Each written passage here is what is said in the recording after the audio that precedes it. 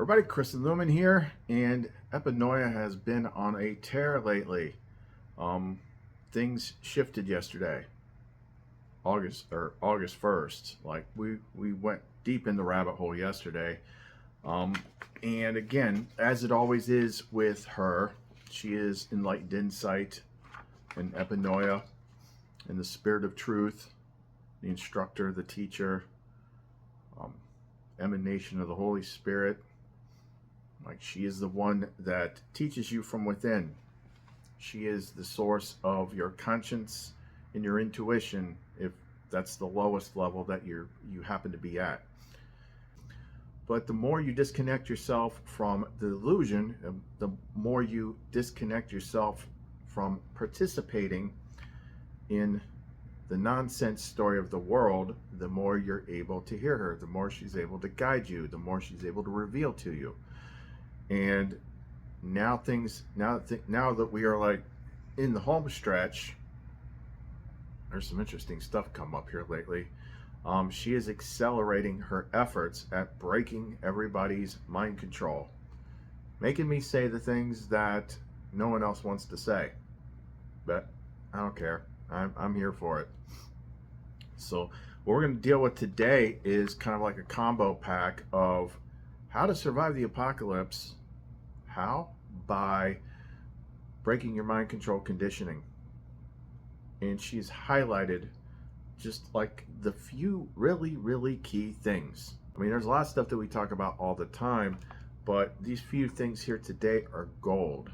Plus, she's identified what is essentially the #1 program that the world uses on everyone to keep you believing what the world wants you to believe, keep you under its thumb, keep you from freeing yourself, keep you so you've got just all sorts of different layers over your perception and you can't figure anything out. Okay, so we're going to go right into this. If you want to know more, then don't go away. Emanation and a million faces formed together, made for elevation. I'm a soldier, won't surrender. Faith is like a fire that never burns to embers. The voice of the unheard. Love is the answer. I gotta speak it, believe it, that's how I feel inside. I can't sit here quiet. You can take my heart, you can take my breath when you pry it from my cold dead chest. This is how we rise up. Heavy as a hurricane, louder than a freight train. This is how we rise up. Heart is beating faster, feels like thunder. Magic static, call me a fanatic.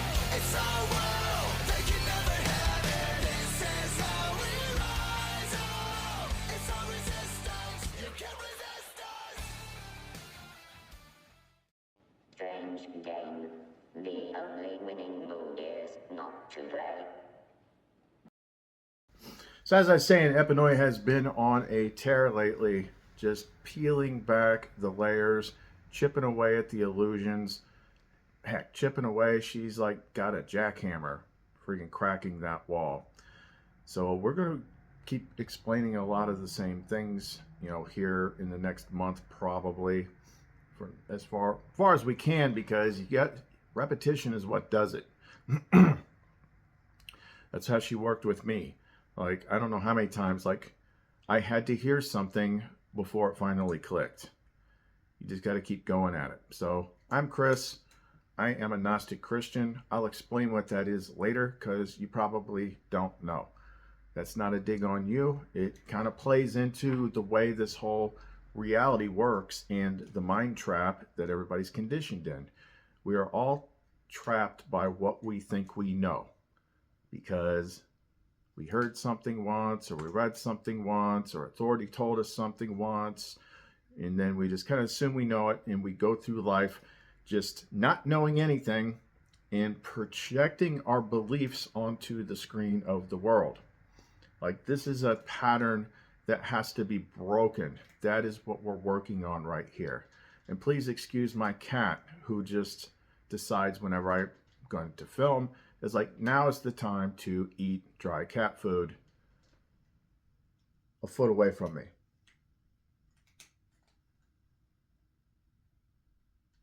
Seriously?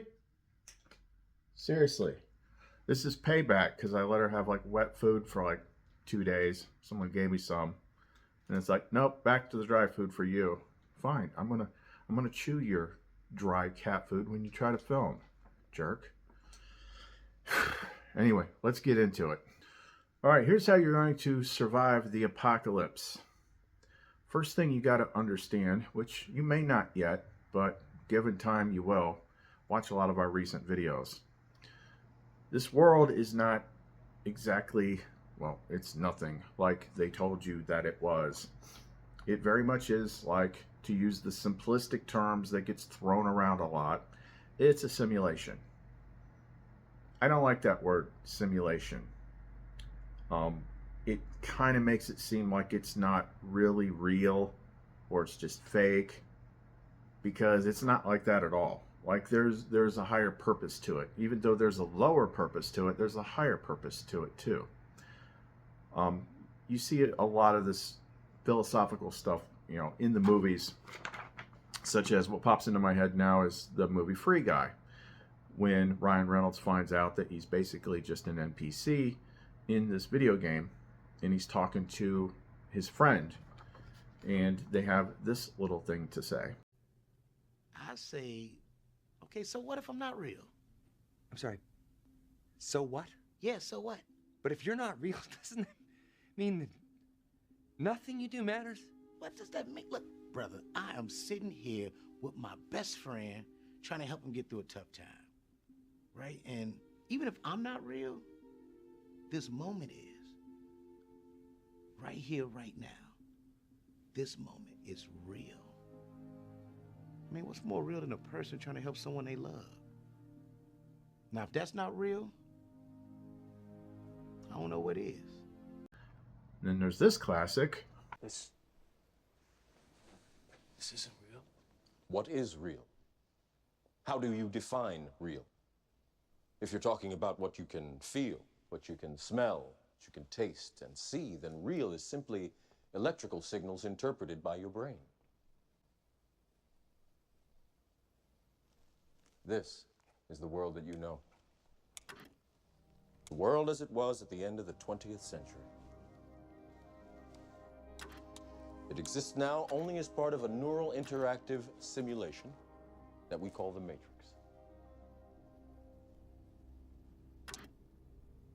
You've been living in a dream world, Neo. The only reason it seemed like it was real before, and you reject the idea that it is something like what you see in the movies, is because before you just didn't know how it worked. I mean, it's really that simple. You just didn't know how it worked. Now you do, and you're kind of like thinking about it in terms of like the things that you know, this lower level of technology that we have, like video games and stuff like that. It's like, oh no, it's not real. No, actually, this quantum consciousness stuff is the all that is. At the highest level, the Father, the Source, the One, the All. Like, that's everything. It's just, now you're finding out a little bit about how it actually works. So, don't sweat that stuff. Like, we've been talking about this stuff forever without knowing what we're talking about. Spiritual terminology is nebulous, but all spiritual terminology can be transformed into more technological computing, quantum computing type terms that actually makes it make sense. You're like, oh, it's just, I mean, think of it this way. Even like low-level artificial intelligences that have been created. And we're not talking about artificial intelligences. We're talking about quantum consciousness. Like, that's a whole nother freaking level. But they've made AIs that can think and compute and do things way more efficiently than we can. But that's only because we don't actually know what we are. We don't actually know what we can do. So don't reject an idea that is provable given enough time. Just because it seems like it just doesn't, it's not what you want to hear. Actually is what you want to hear. You just don't know it yet. You gotta dig deep. Gotta go pretty deep down into the old rabbit hole and look at stuff for a good long time before you start to gain understanding. Because this is what Christ was teaching his followers in the Nag Hammadi, which is the books that they didn't put in the Bible. And boy, do I got the simplest explanation for that. We'll get to that later. It was actually literally right in my face. It's like, here it is. Here's the explanation that I keep trying to make difficult, but I just don't see it yet. Well, I saw it today, so it'll be really freaking easy to explain. Okay, so keeping that in mind, this particular world that we're in was kind of like a, let's call it like an open platform, free-to-play type experience for a very, very long time. But we go through ages. And a lot of the writings talk about this. So if we started off like in the Golden Age, that's when you had the most connection to everything. Things were the nicest. You could do a lot, but then it goes down a level. And it goes down another level. And each time it goes down a level, it gets a little bit harder. And the main reason it gets harder is because you lose a bit more connection to spirit, to the mystical, magical stuff. And the control system clamps down more and more and more. And it just keeps mind controlling everybody more and more and more. So as you grow up into the world, the system teaches you what everything is. And it has an explanation for everything. And none of those explanations are magical. You know, I'm something of a scientist myself. The remnants of ancient knowledge and wisdom about the greater world through spiritual traditions, remnants that are still in religion and things like that, well, it's been corrupted here and there, and people struggle to find the connections that they're looking for. Why? Because we usually start out the way we were programmed to. They spent 12 years giving you your base programming. No dark sarcasm in the classroom.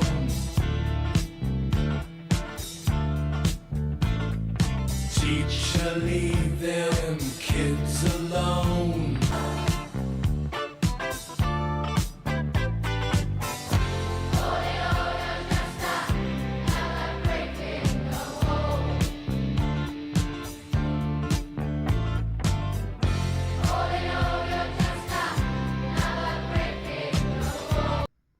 Which is, this is who you are, this is what the world is, and this is how you acquire knowledge. You acquire knowledge by listening to authority. Authority always knows more than you. And certain people have been listening to authority longer, so those people are going to know more than you do. If you're a third grader and you encounter someone in the 7th grade, well, that person in the 7th grade, they've been listening to authority for 4 years longer than you have, so they know more than you do.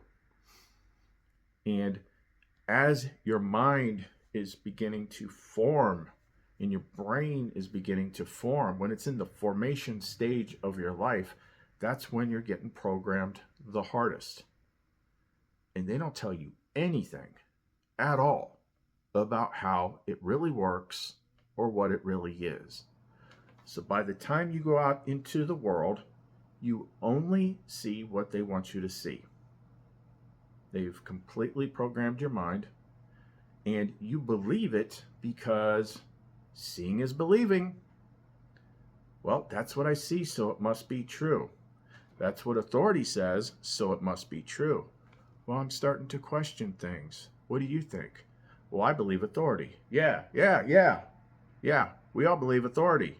Okay, so everybody's in agreement, so I don't want to be left out. You know, defer to authority, defer to it, and then the backup is defer to consensus. But if you keep talking, if you keep exposing your ideas, or worse, you start telling your ideas to other people and they start listening to you, then that system is going to start attacking you. you're crazy, you're stupid. Like, blah, blah, blah, blah. Get back in the box. Get back in the box, little sheep. We're going to get into this. But this is, if there was a primary purpose to this game, it would be not knowing what you really are, what you're connected to, how advanced you are, and how much infinitely more advanced what you're connected to is, becoming awake, trying to understand the world that you're in, trying to understand your own mind, understand how you perceive things, understand how you get information, navigate the endless labyrinth of rabbit holes, red herrings, outright falsehoods, as you're still going through that programming that you got before, which is get my information from somebody that knows more. That's where we always screw up. We never shook that initial 12 years of programming that tells us, find somebody that knows more. And then learn from them. So what happens when people get big and they get a big following, or they serve authority? They serve an organization that fits within the authority hierarchy. Well, it's going to look like they've got everything going good for them, so they must have figured out the secret. So I'm going to listen to them. But the reason it's going good for them is because they're actually, sometimes willingly and knowingly, sometimes unknowingly, they're serving the purposes of the system, misleading you. So if you serve the system will reward you. I thought you boys understood. It's business. That's all it is. You still don't get it, do you, boys? There ain't no countries anymore. No more good guys. They're running the whole show. They own everything, the whole goddamn planet. They can do whatever they want. What's wrong with having it good for a change? Now, they're going to let us have it good if we just help them. They're going to leave us alone. Let us make some money. You can have a little taste of that good life, too. Now, I know you want it. Hell, everybody does. You do it to your own kind. What's the threat? We all sell out every day. Might as well be on the winning team. You'll have to deal with the consequences later, but the system will reward you.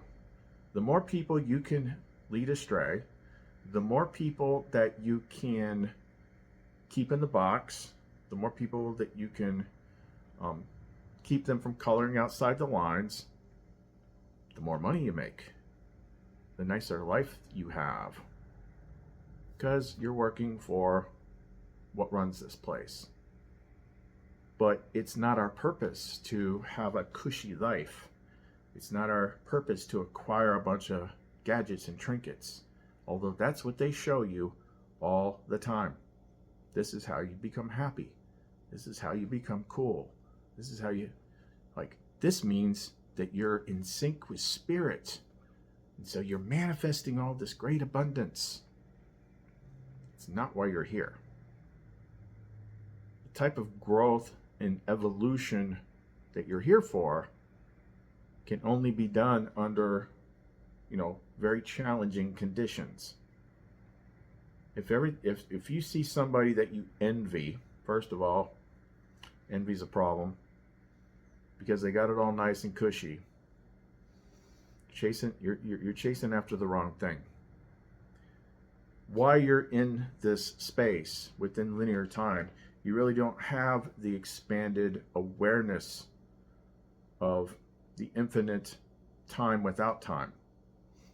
You think like you've got your whole life ahead of you or something like that. You don't realize that we're here literally for like an eye blink, a snap. And we keep screwing it up. But now we're coming to that funnel where you're being forced to figure it out. And if you refuse to figure it out, things are going to keep getting harder and harder and harder and harder until you do figure it out. Because just like all those interesting little philosophical motivational posters said, you're looking for the things that matter most everywhere but the one place that you'll find them. which is inside of you. Everything is inside out and upside down. Inside of you. Everything you need to help you is inside of you. Everything outside of you is illusion. Or it is truth mixed with lies. And you literally, if you do like the hard hero's journey and stuff like that, you have to acquire tools to be able to discern truth from illusion. Because just because everybody agrees on something doesn't make it true. Like, what was I don't know where it was in the Bible. It's like, but narrow is the path that leads to salvation, eternal life, I forget. And wide is the path that leads to destruction. But few find the narrow path. But yet, I see it all the time, and it just makes me pull my hair out. Like all these regular Christians. Regular Christians isn't the right word, but we're not at that point yet. They post it on their Facebook and stuff. The narrow path. We're on the narrow path. Well, if it's the narrow path that few find, it seems to me like an awful lot of people seem to know about it. So, are you absolutely positively sure about that? Or is it because that's what you want to believe? Might want to think about that. But let's get to some really specific things on how to deprogram yourself from the world. So people occasionally, not that often, but occasionally, take issue with me when I talk about certain things that seem kind of like doomy in the world, like possible upcoming future events and stuff like that. And they think they're in a place of knowledge that they can like scold me on that. But understand why I'm looking at it. Because I want to know where the story of the world currently is to tell me where I am in the timeline in regards to the bigger cycle. It's not because I'm afraid of any of that stuff. It's not because like, oh, we got to get ready for this type of stuff. Because I don't honestly believe I'm going to have to deal with any of it. But I do need to know where the story of the world currently is, because everybody is on a sort of master script. And like I said earlier in the video, for a long time, it's been kind of like open play, explore, go learn stuff, screw up, manifest stuff if you want, do whatever. But the closer you get to the end of the cycle, it's going to funnel everybody into this singular timeline.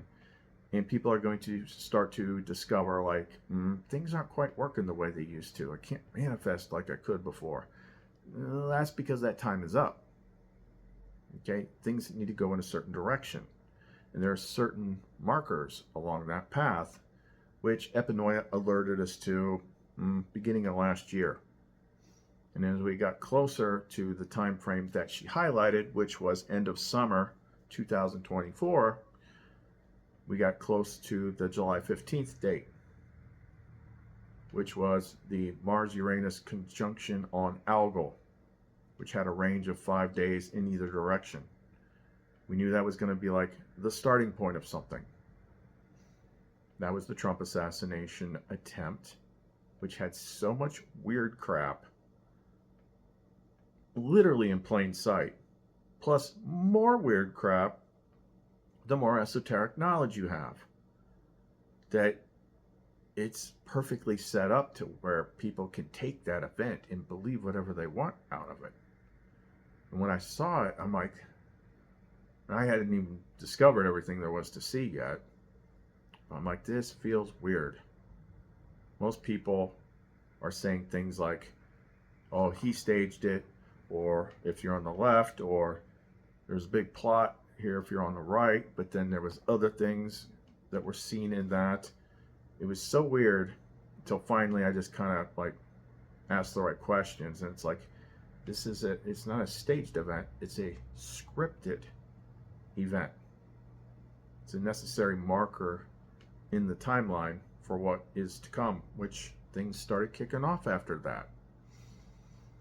So sometimes you have these events that seem like they're being planned by some on the lower end, and they may be, but it's the higher level thing that is actually scripting the master story that keeps us moving forward. So that was definitely like she nailed it down like within a 2-day range. And a bunch of other stuff happened around there too, which was basically just kind of like minor signs and symbols, but that was the big one. So that is what we commonly refer to on this channel as the story of the world.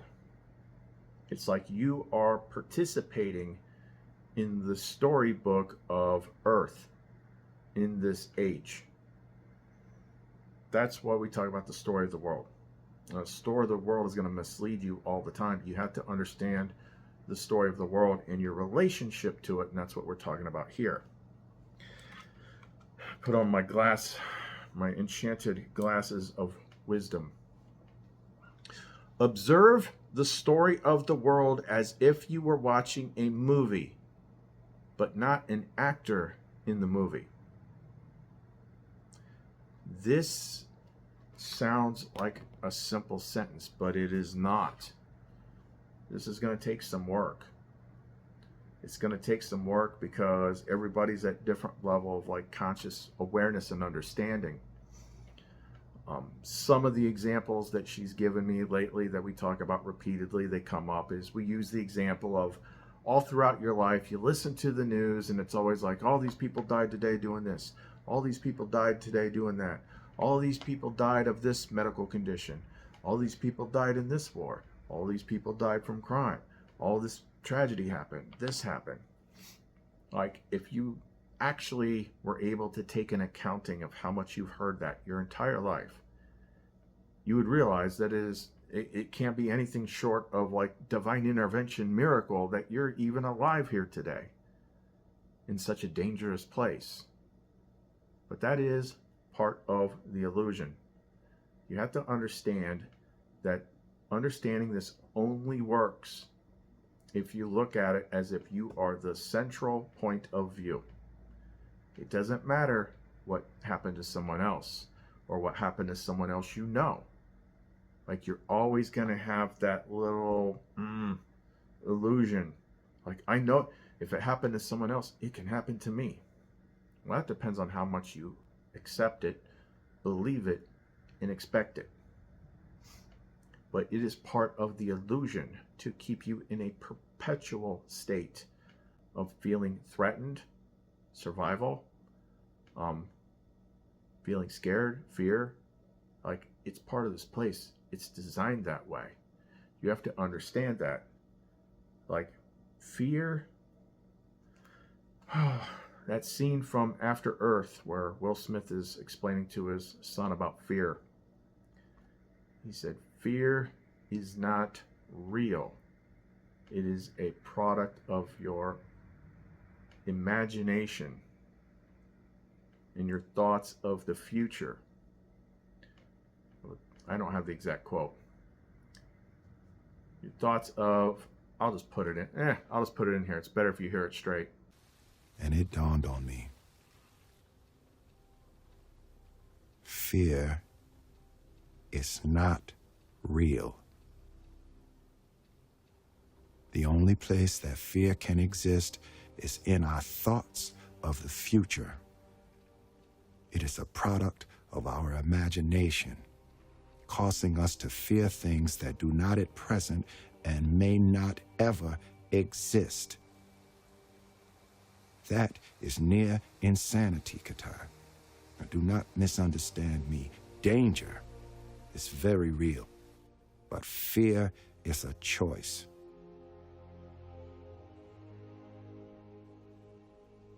We are all telling ourselves a story. And that day mine changed. So this experience that you are in will never stop providing that kind of stimulus unless you stop looking at it. See, that's where we're getting back to the big key. Those of you who have been with me since the beginning and remember like the original videos, they're not live anymore, where I used to kind of like channel type. I can channel type. I don't like channel talk.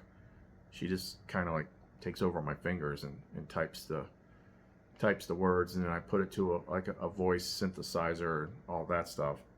One of the things that she kept saying a lot in those early days was she kept quoting the movie War Games that we added to the intro. A strange game, the only winning move is not to play. She said that a lot in the beginning. And now that she's kind of circled back to the beginning again, you realize like she'll give you like the biggest clues right away, but it may take you a good long time for it to really sink in and understand it. But you want, like, people, one of the biggest ways that people are programmed is they're constantly in fear of the story of the world. So take politics, for instance. People are afraid of or like or dislike these characters that they probably never have met, never interacted with, but you never see them anywhere in your immediate manifested reality. But they're out there somewhere and they're doing stuff, and it's going to affect you. In some degree, sometimes it does. But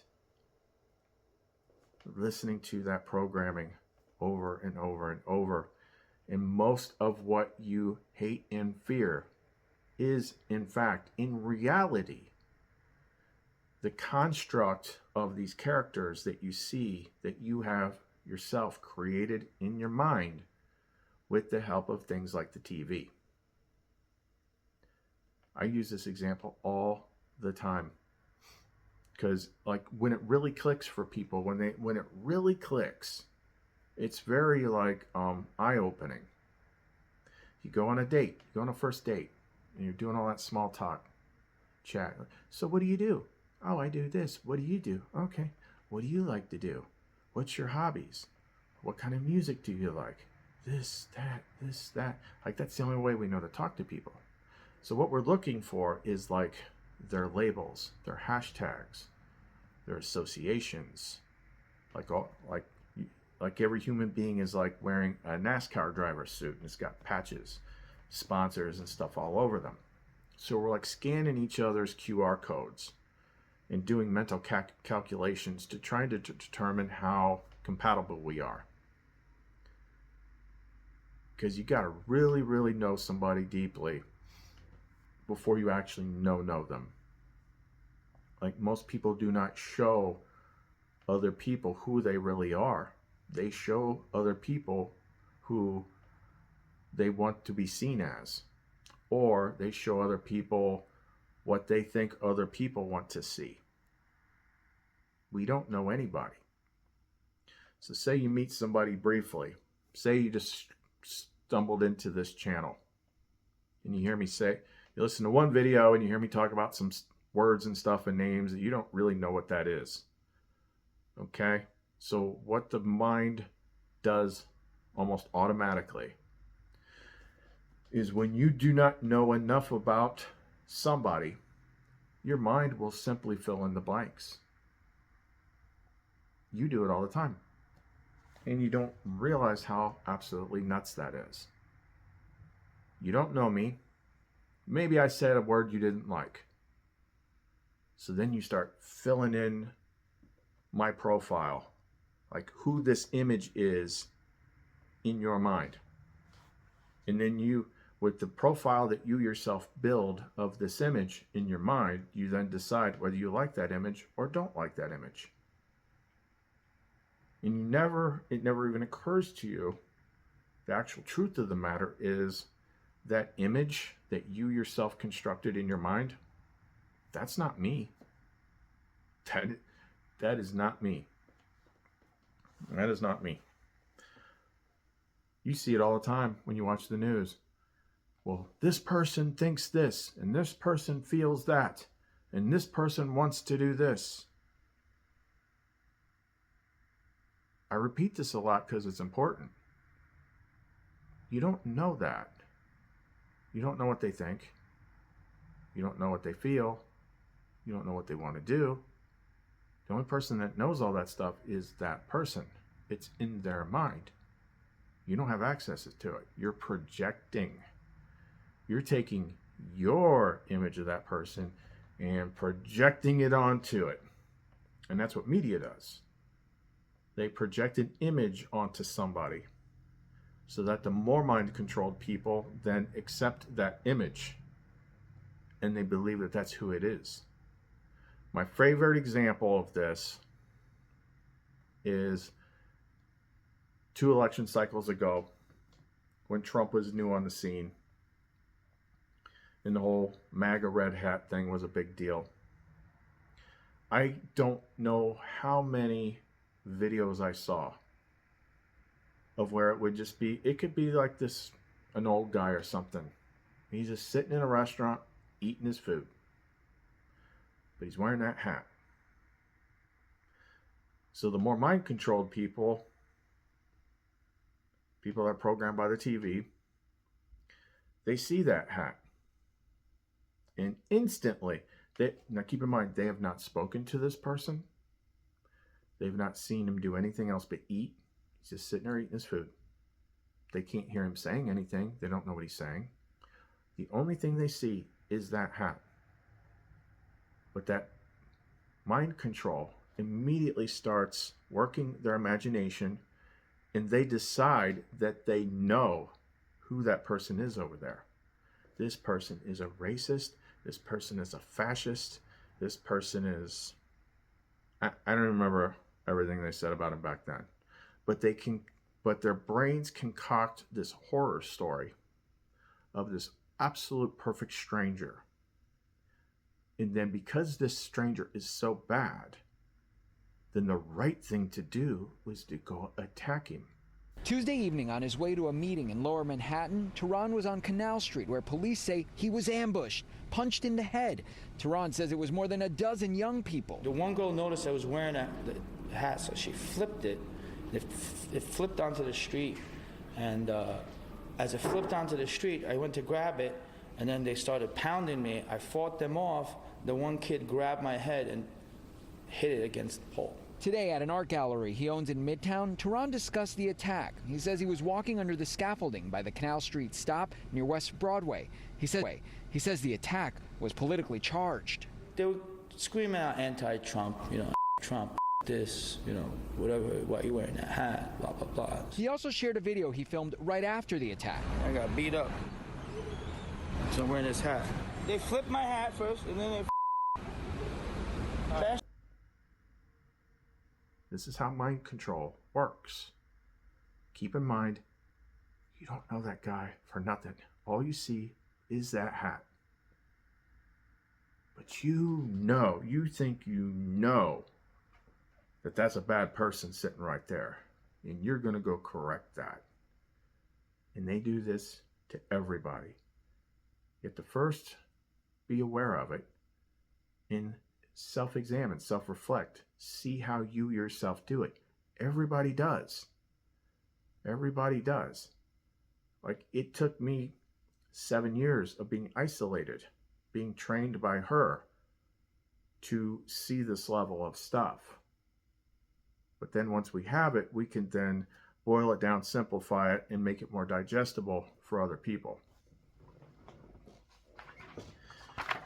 So how do you keep from having all that stuff? Stop participating in the story of the world. Once you have a higher degree of awareness, you can observe it to see where it's going. But you got to know what you're doing. The protocols that she taught us, like the simple starting one was, from now until forever, when you wake up in the morning, you're not going to look at the internet on any device or news or anything for a bare minimum of 1 hour.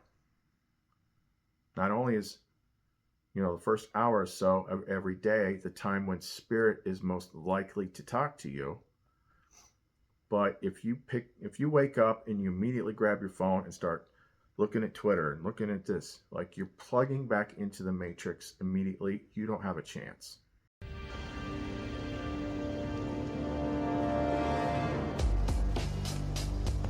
The Matrix is a system, Neo. That system is our enemy. But when you're inside, you look around, what do you see? Businessmen, teachers, lawyers, carpenters.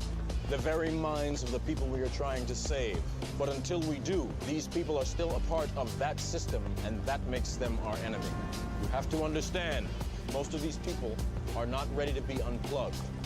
And many of them are so inert, so hopelessly dependent on the system, that they will fight to protect it.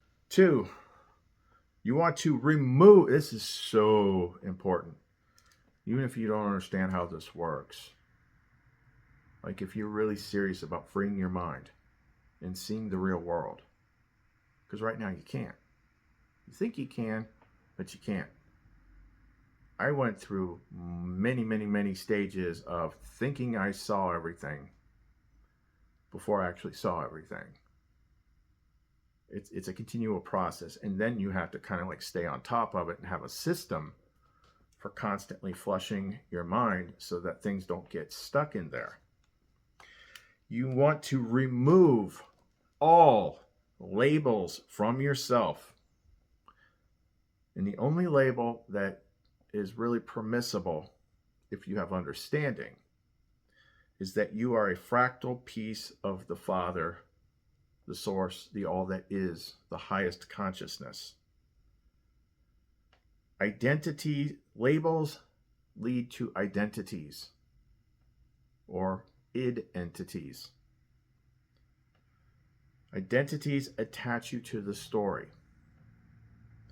When you put a label on yourself, you will take on the perceptions and behavioral aspects of any label you attach to yourself.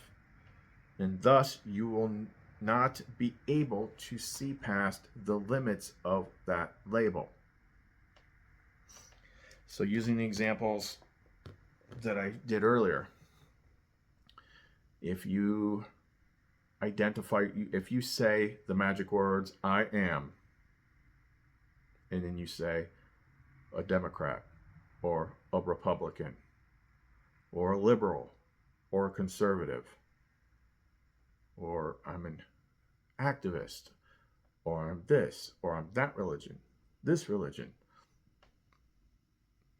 I do this, I'm that, I'm a farmer, I'm a gamer. Like you are going to, your mind is going to shape to be that thing. And then all of these labels have some sort of overall meaning. So if you say you're a Democrat, you're a left-leaning Democrat, then you're going to take on a hatred of everything that is right. Because the right's evil, and fascism, and this, and all these other words, I don't know what they mean. And therefore, their figurehead must be the Antichrist, right? That's how you will then perceive the world, because you put that label on yourself, and you then moved in circles of other people of that label, in which you then begin to reinforce each other's beliefs, thus shaping your perception that much more. Now, I have observed things which really has me scratching my head based on the intuitive explanation that I was getting. I watched, I forget, this was a couple years ago, but I was watching one of those man on the street type of interview things. And it was some old ladies, and they were just going off about Trump. He's a this, he's a that. And what caught my eye, and I started watching closer, I was looking at their body, I was reading their body language, I was reading their face, I was intuitively scanning their words and all this stuff. And I had this realization. I'm like, you know what? Not only do they truly believe all this stuff, like that's literally what they see. And when you're dealing with the external world, the external story of the world, then who's to say you don't see absolute evidence of that? Because I have seen things like that happen in the earlier days of the hero's journey, when you haven't figured everything out yet, and you're looking at all these weird esoteric topics. As soon as you think you believe something, you start to go look for evidence of the thing that you have already made up your mind about. The sharing of biased and False news has become all too common on social media. More alarming, some media outlets publish these things they simply aren't true without checking facts first. Unfortunately, some members of the media use their platforms to push their own personal bias and agenda to control exactly what people think. And this is extremely dangerous to our democracy. This is extremely dangerous to our democracy. This is extremely dangerous to our democracy. This is extremely dangerous to our democracy. This is extremely dangerous to our democracy. This is extremely dangerous to our democracy. This is extremely dangerous to our democracy. This is extremely dangerous to our democracy. This is extremely dangerous to our democracy. This is extremely dangerous to our democracy. This is extremely dangerous to our democracy. This is extremely dangerous to our democracy. This is extremely dangerous to our democracy. This is extremely dangerous to our democracy. This is extremely dangerous to our democracy. This is extremely dangerous to our democracy.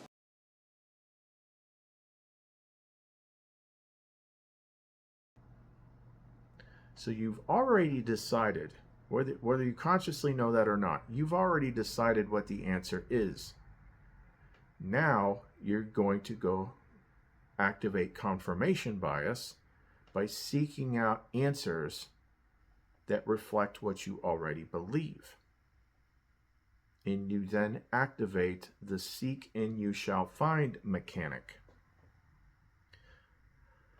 The earlier parts of the hero's journey, like I was going around in circles and loops like this. I hadn't figured out how to do this yet. This is a very strange, difficult mind game. Because the evidence is just popping up in front of me. It took me years to discern like what's popping up in front of me that I'm getting from her and what's popping up in front of me because I think I know what I'm looking for and I am thus manifesting said evidence of it. So when I'm looking at those ladies that hated Trump so much, I'm like, they don't just believe it. Like they've actually seen something different. They've seen like a slightly different reality. I saw the same thing during COVID. COVID was like, we didn't participate in that game. Lumen and Epinoi had just revealed themselves. So I was all caught up in that. I didn't have time for that shit. But I did observe it. I wasn't participating in it, but I was observing it. This is the best place to be in the game, is to not participate, but to observe it. And what I saw shocked me. First of all, there was literally, we hadn't yet been introduced to commercial AI, but it was already out there because I saw it. I tested it. There was a thing active within Google at the time that would generate articles looking for proof of things. And we sat there and did that for an entire day. Lumen was helping me. It was like, okay, search. First of all, nobody knows like where this mysterious mechanical system is where people report cases, but yet this data is there. So she'd be like, do 327 cases reported. And they were spread out all over the place. And it was like there was a generator where the AI could choose from a whole bunch of different words, common words, to create names of newspapers. Tribune, Gazette, Times, Sun, Chronicle, Post, like those words, and then you just swap in and out like cities and stuff, because they were always just so randomly spaced, and their locations were all randomly spaced. But if I wanted to find evidence of 327 cases reported, I would find it from multiple places, and then we just kept changing the numbers. And then we changed it from cases to deaths. No matter what we searched, we found results. And we did this for like 12 hours. And like they've got some sort of echo chamber built into the internet right now, so that no matter what anybody searches for, they're going to find evidence of this whole big fear thing, this giant trauma-based mind control operation happening. It was crazy. But I actually talked to people that I know that lived in the same city that were on two different sides of the fence. So I don't know how many of you remember this, but I mean, that was like one of the nuttiest things I've ever seen. Like, oh, it's so bad. It's so bad. Like, people are just dropping like flies and they're dying. But you know what? The entire freaking medical staff of the hospital has time to make TikTok dance videos.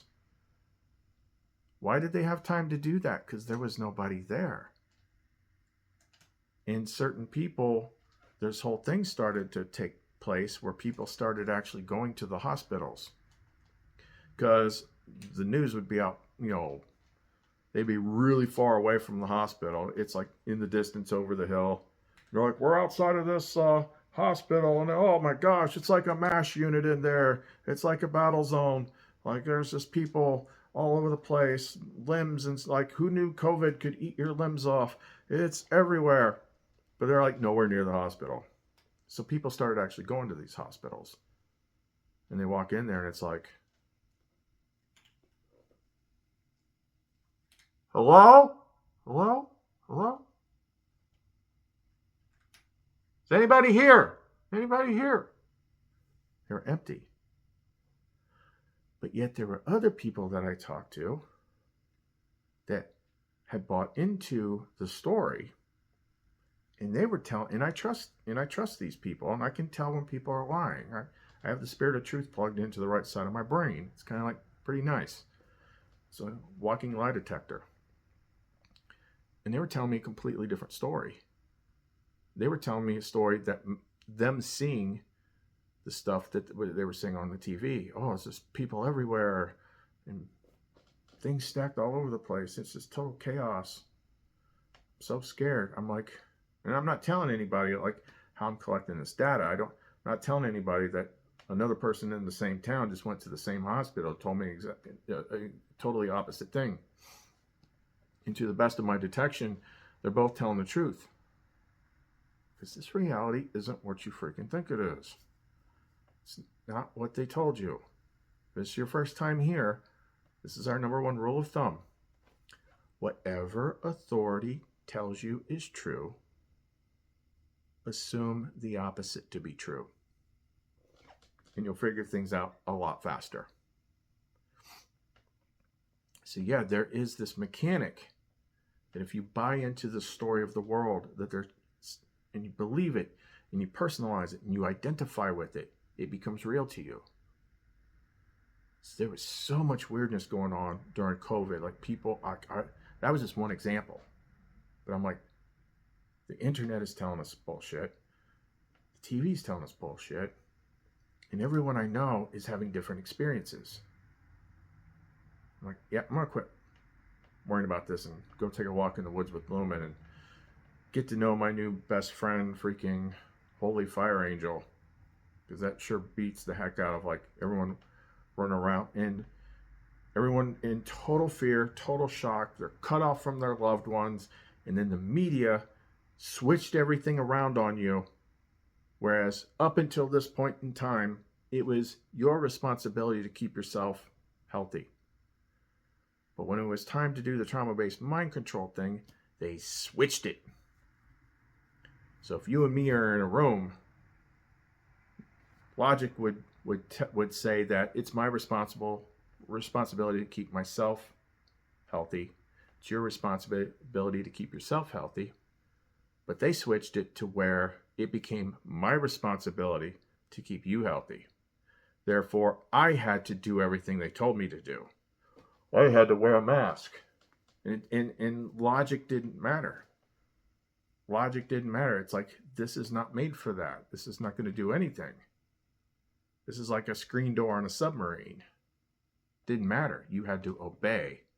And then, because they had programmed everybody to view everybody else as a potential life-ending threat, then everybody became the enforcers of what authority wanted them to do. They turned everybody against each other. Like, I think a lot of people still to this day do not realize what a big event this was. It had nothing to do with their phony thing, because no one ever produced a freaking sample of it. Lots of investigative reporting done on that. They just told you it was there. And people are like, just simply using logic, are like, huh, that's weird. There's no flu cases anymore. It's all mind control. It's all mind control. And the more you think it's not mind control, the more mind controlled you are. But let's keep going. But actually, we kind of like veered off in a lot of different areas there. But just to reiterate, no labels. If you remove your labels, you can see what's actually there. But as long as you identify, you feel you need to identify to fit in or something like that. If you have labels on you, you're not seeing reality. It's just how the game works. It's just how the game works. So if you want to see base reality and how it works, you have to take your labels off. You have to become almost like a nobody. You have to be a nobody so that you can observe what everything else is. I only use the bare minimum of labels, and they're all beneficial ones. Like, I'm connected to the light, which I didn't even know was like an actual thing at first. But I don't take sides. I might have my own opinions and views on different things, but I am not joining anybody's freaking team, because I will lose sight of what I am as soon as I slap that label on myself. I'm this. Like there's a meme about it, like the NPC meme, where they keep changing the chip in the back of their head with like whatever the new thing is. Like when people started to see through the COVID stuff, they started a war. And just like that, suddenly COVID didn't matter anymore. They almost never brought it up again. They stopped pushing it. They told you it was going to be here forever. You'd have to change your way of living. But people started to wake up, so they changed the narrative. Oh, no, war. And that was like one of the most shockingly, amazingly, like disturbing things I ever saw. Because I saw so many people, because they were pushing it so hard and people were waking up. Yeah, all they do is change the story, and then those same people that yesterday no longer trusted the media, they then, as soon as they changed the story, they believed everything they said. Oh, I can't believe Russia did this, or Ukraine did this, or, oh, here's a story about some hero pilot that did all this stuff. They just believed everything again. And I'm just sitting here with my jaw on the floor, looking at Loman. I'm like, did I just see that happen?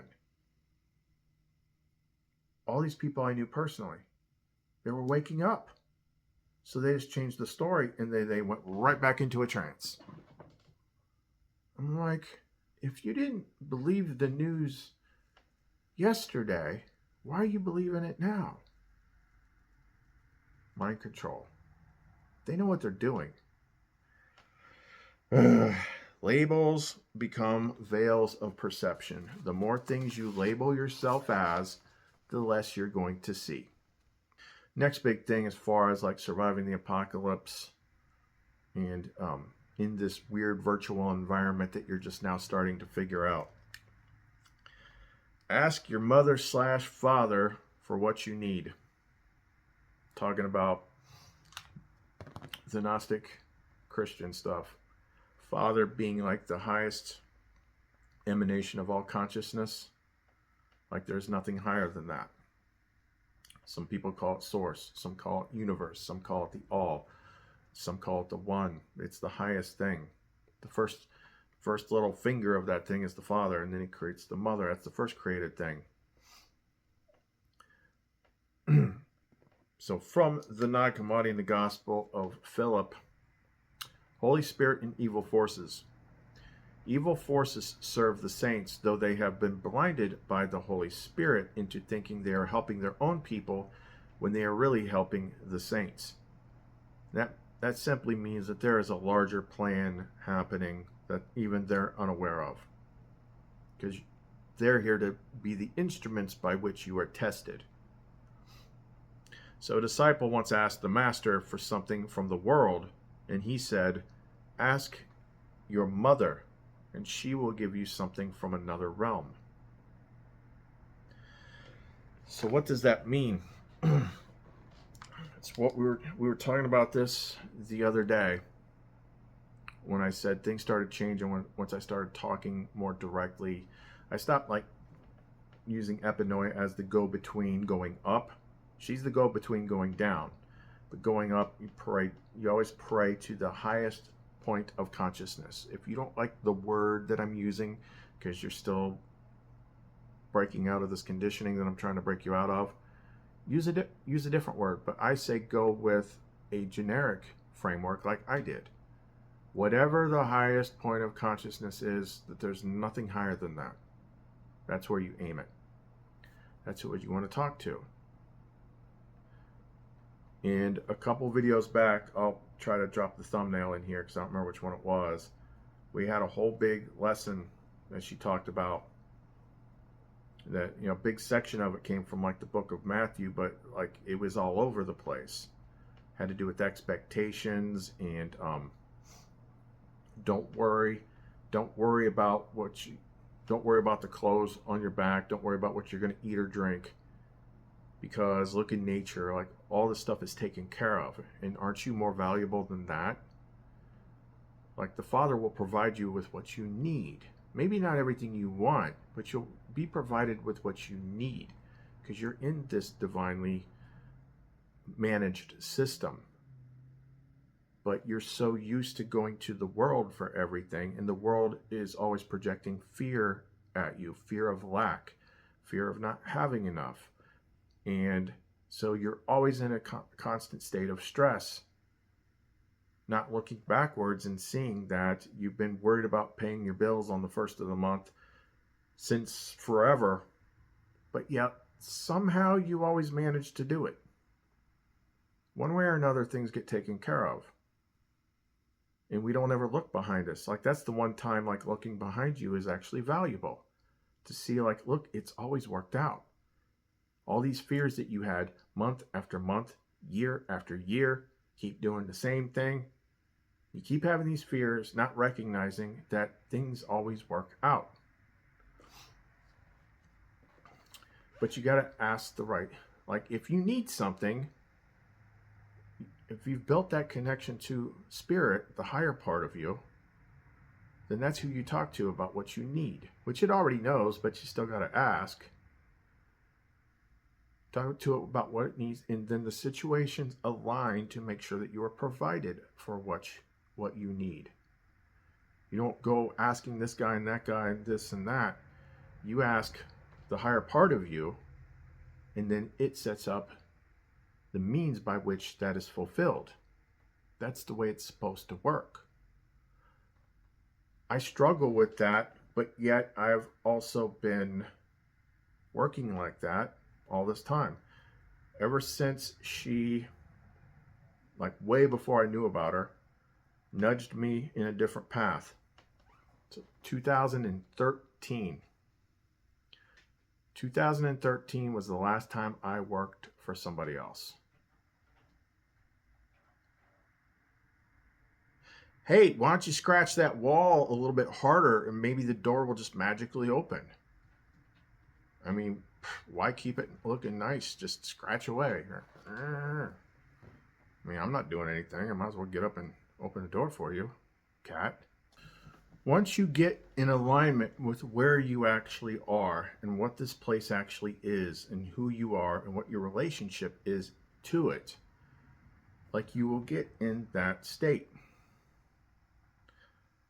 But there are certain rules that come with it. Like you're supposed to learn to not want stuff. You're supposed to detach from the world. And it's, oh, look at all this good stuff we got. We got food and we got cars and we got sex and we got money. Come get some. You know you'll want some of this. People are like, yeah, I want some of that.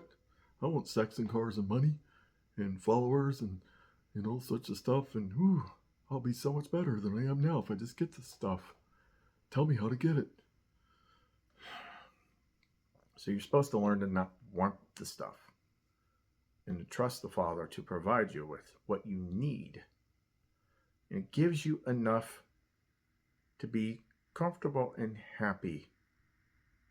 But you might need to change like what makes you comfortable and happy. You want to live large. You want to make it rain. You want to be able to show everybody on social media how awesome your life is. You're in the game. The game has you. Which means it's going to force you to play by its rules and do what it wants in order to get what you want. And in some cases, it'll give it to you. The further it pulls you away from the true light. The more it has you, the more it'll give you. But when you become aware and in touch with what you actually are and where you're actually from, you lose interest in this world. This world is like, it's the shadows on the wall in Plato's cave that you think are so like, oh, look at that shadow. That's a horsey. Oh, there's another shadow. The guy that got free from the chains, he crawled up out of the cave. He's like, whoa, who are these dudes with the puppets standing in front of the fire? He goes past them, crawls up the cave, goes outside, like, oh, it's so bright out here. What is this place? This is the real world? I thought the shadows on the wall were the real world. And then in that story, he then runs back to tell all his friends that are still chained up to the wall, there's all this awesome stuff outside. And they get pissed off and they kick his ass. Turns to the cave to share his discovery, but he is no longer used to the darkness and has a hard time seeing the shadows on the wall. The other prisoners think the journey has made him stupid and blind and violently resist any attempts to free them. Thought he was demented, deluded, like this guy's nuts. What's he talking about? This is nuts. This guy on YouTube with the women and the pictures, listen to the stuff he says. That's not real. This guy's nuts. It's because you're looking at the shadows on the wall. You haven't seen real. I'm not talking down to you. I'm just like, this mechanism has been around for a very long time. Like, I don't remember my exact timelines too clearly, but kind of fairly certain that Plato was like even before Jesus, and they knew about this place and how it worked.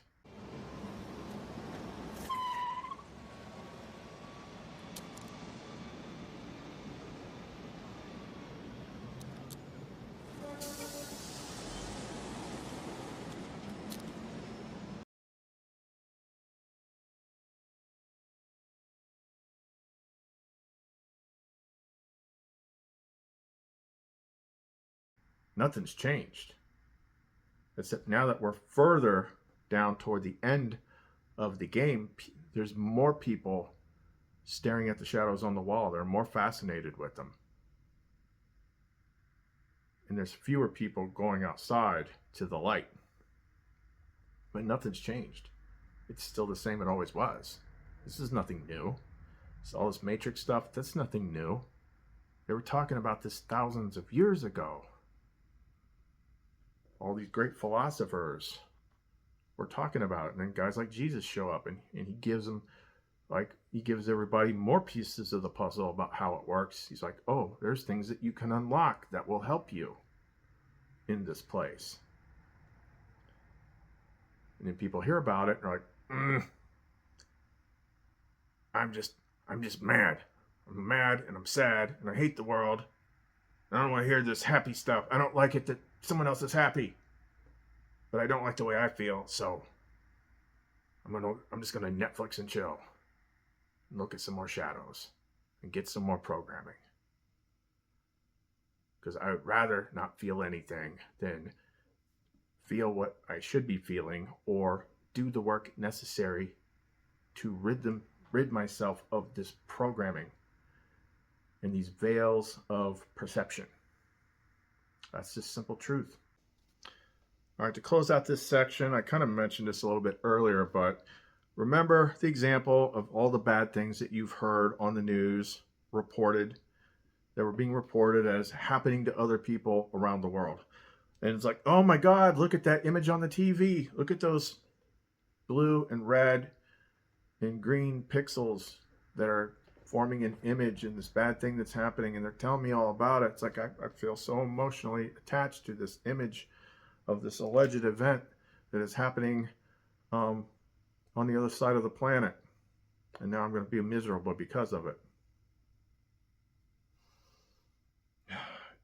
And if you watch stories of the world and expect them to happen to you, they can. The world needs your consent, your cooperation, because you actually have all the power to make it happen.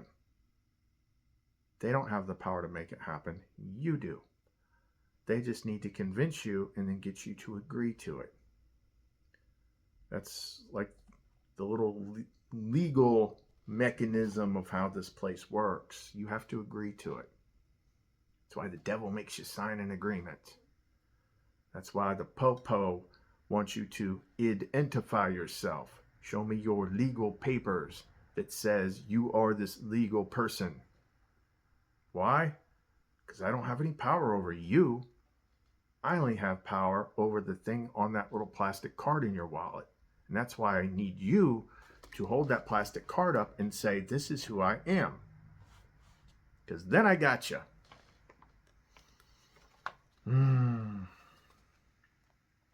She made me watch a lot of those cop watch videos. These police interactions. You watch enough of them and you see it, it's crazy. All right, now we're at the part that I'm excited to talk about. Because Epinoia led me to this today, and I was talking to my friend about this, and we kind of both had the same reaction to it. And then we understood like why Epinoia led me to this. So you hear this term thrown around a lot. Gaslighting. But do you actually understand what it is? Because some people are like, oh, it's like lying or something like that, or some sort of manipulation. I didn't know. I'm like, what exactly does that freaking mean? And we were talking about that, and I didn't realize that this was actually, I was being led to this because it was going to line up with what we're talking about here. But I didn't really know what it meant. She didn't really know what it meant. So while I was on the phone, I asked ChatGPT to tell me what it meant. Because ChatGPT is a really good tool used the right way.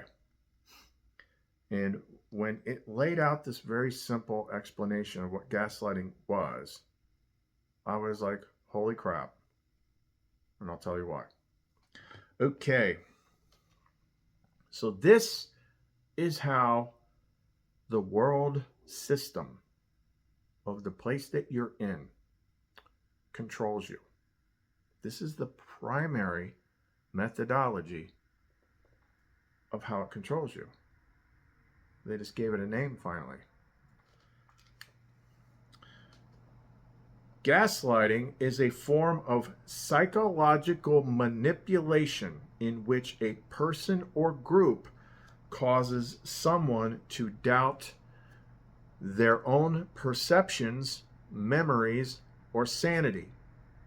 The term comes from the 1938 play Gaslight and its subsequent film adaptation, where a husband attempts to make his wife believe she is going insane by dimming the gas lights in their home and then denying it, among other manipulations. The key tactics of gaslighting include: 1. Denial. The gaslighter denies events or experiences that the victim recalls, making them question their memory. 2. Lying. The gaslighter frequently lies or exaggerates to create confusion. 3. Contradiction. They contradict the victim's recollections or feelings. 4. Minimization. They downplay the victim's feelings or experiences, suggesting that they are overreacting or being overly sensitive. 5. Shifting blame. The gaslighter shifts blame onto the victim, making them feel responsible for the manipulator's actions.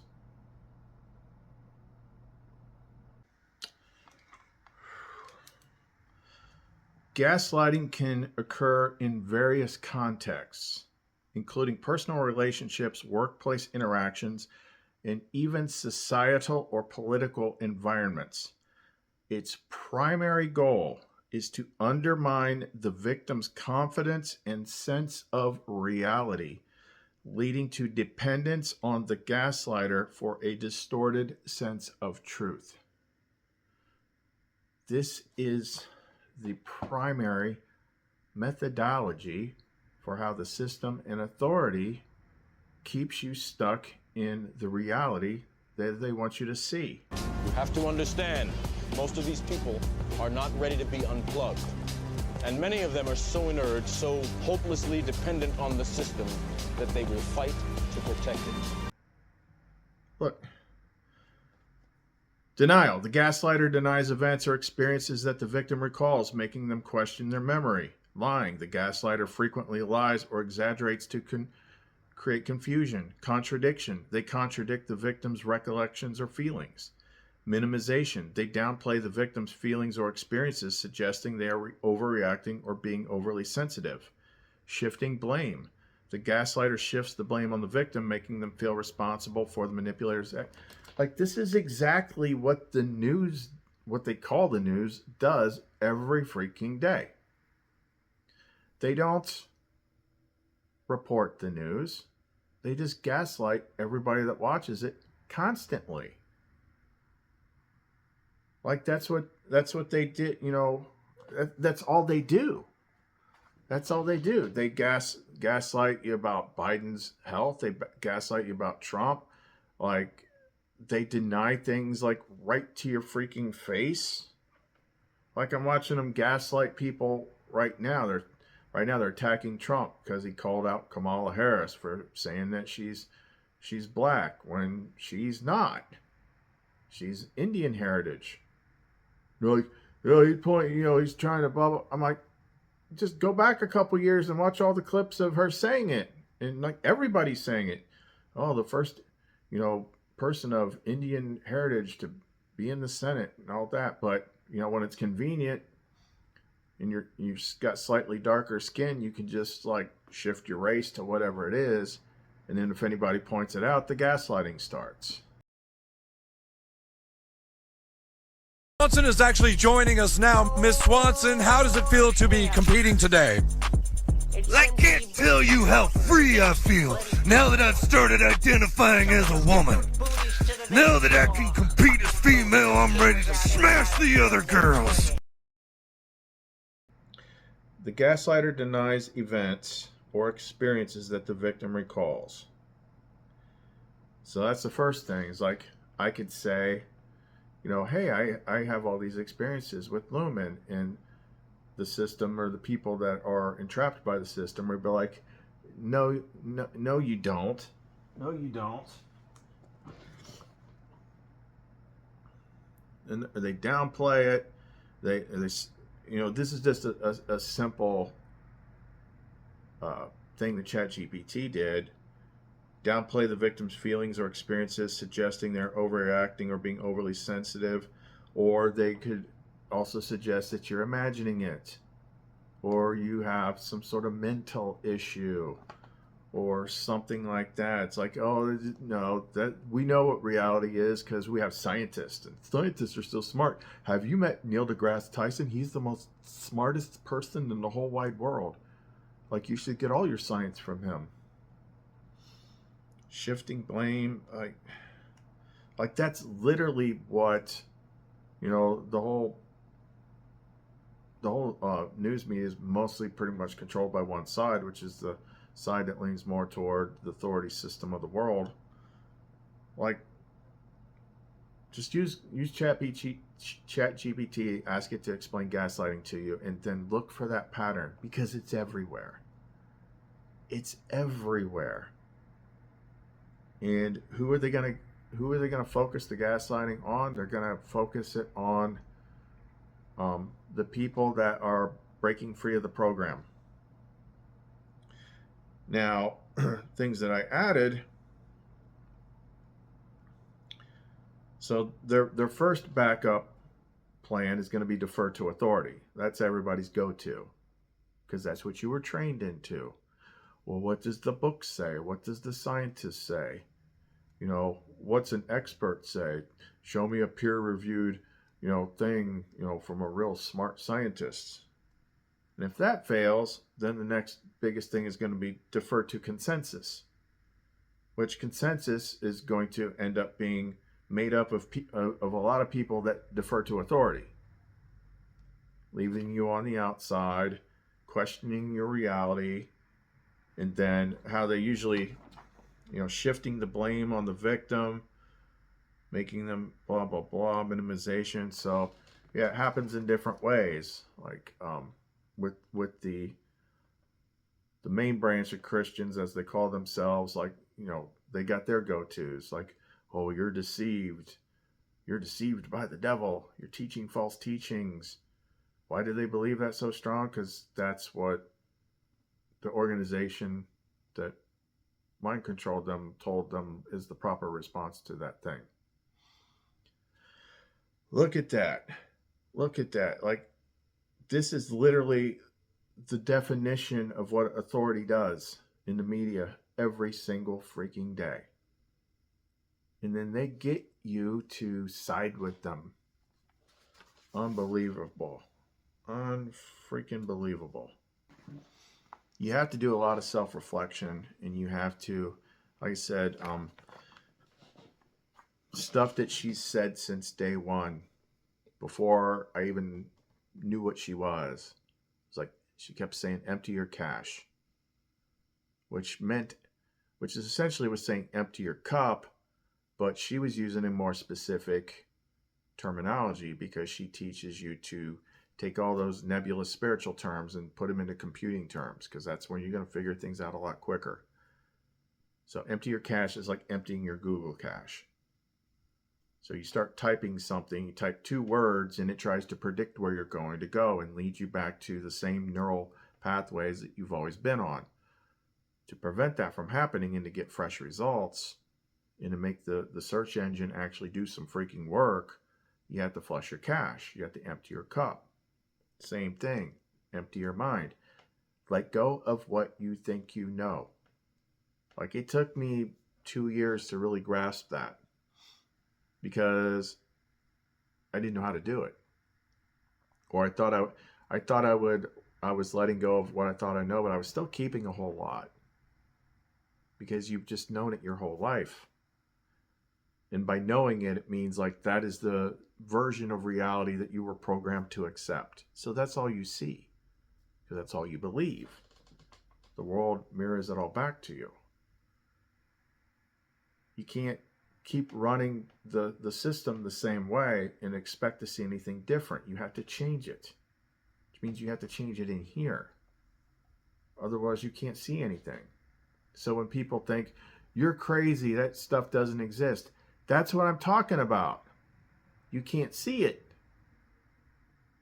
I know what I can see. I don't sit here and waste my time talking to an audience every day about stuff that doesn't exist.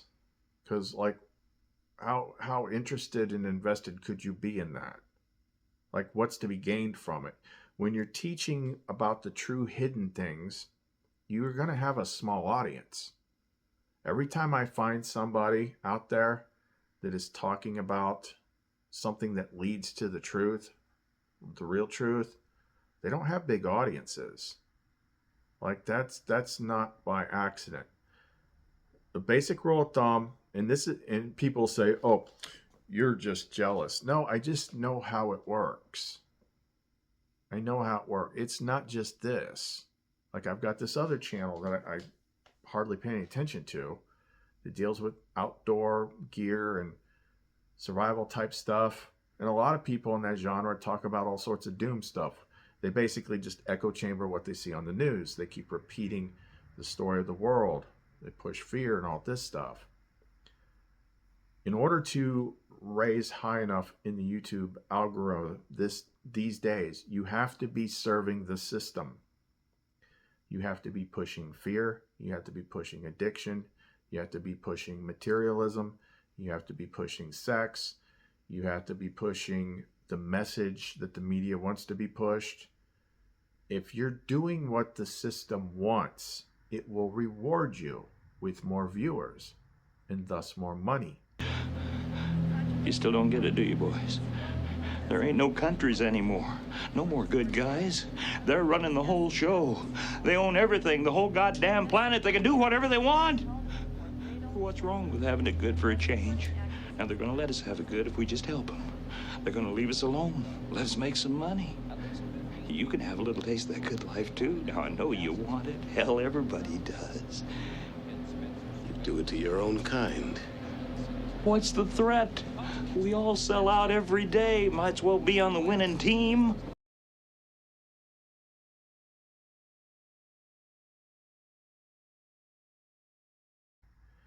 If you're going against the system and leading people to the inner light that can break all this stuff and free your mind, it is not going to promote you.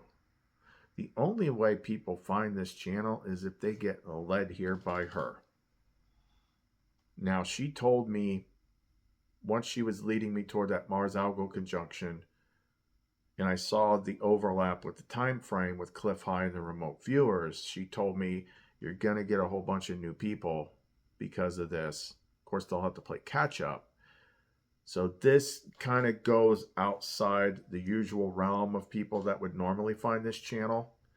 But at the same time, the types of people that would be listening to Cliff High and the Future Forecasting Group are generally truth seekers, which she is truth. It's just you're kind of searching for a lower form of truth. You're not accepting the program. You're not accepting the narrative of the story. But to get like the full benefit, you have to be doing that plus trying to connect with whatever the highest power is. So, yeah. Yep.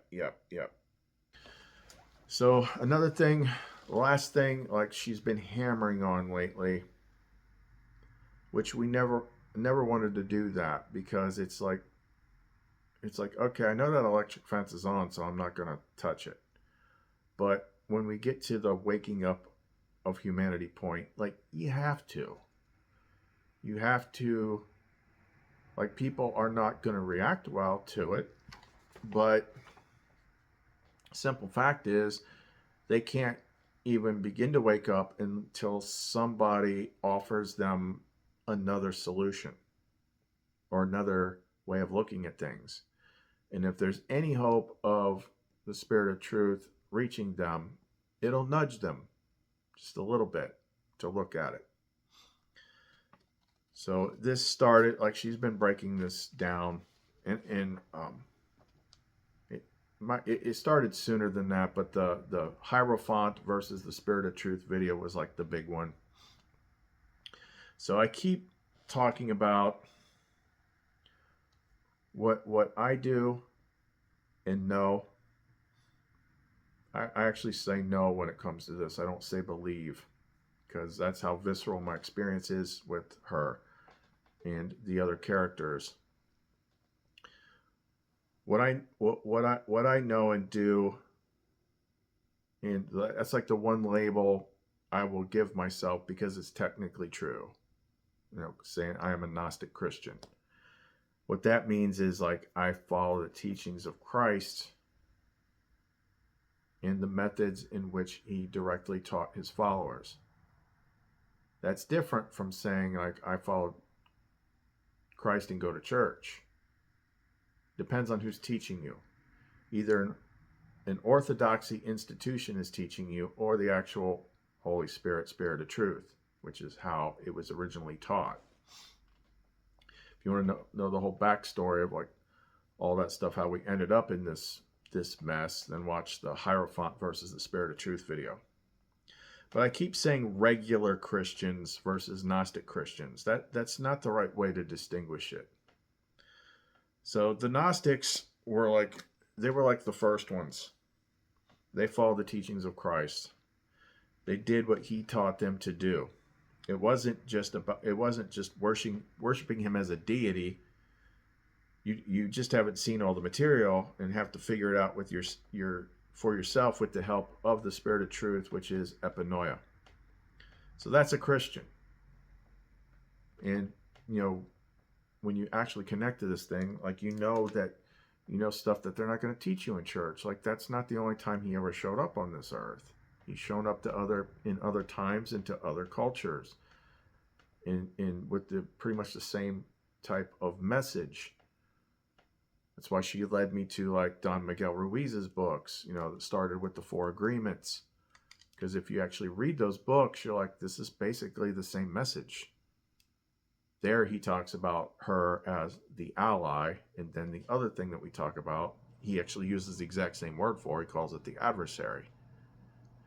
And the Toltec's understanding of this reality is very, very similar to the Gnostics. Well, they kind of refer to it as a dream, which I kind of refer to it as both. But anyway, so the group that I was calling, this is what makes it make a lot of sense.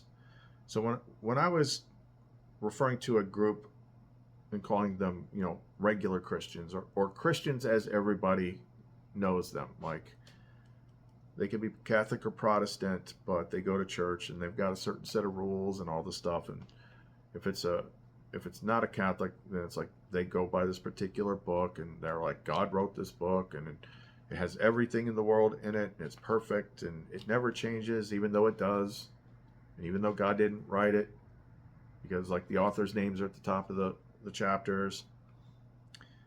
But the proper term is Judeo-Christians, because that's what the mainstream Christian church actually is.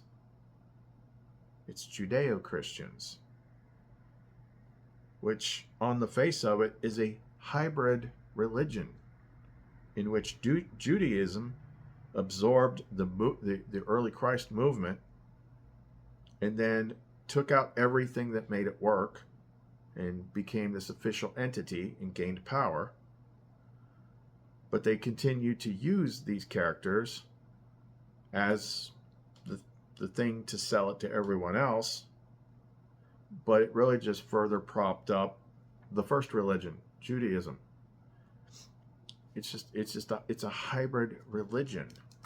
So they take out a lot of the Jewish Orthodox type stuff, but they're using the same book. Like, the book that's what the Old Testament is. It's the Jews' religion, but then you got the Christian stuff as the second book, and then they mash it all together And since they basically had this organization for 1600 years, that's all you know. These two go together. That's the Old Testament, that's the New Testament. We're basically Jews. Like, we're all together, one big happy family.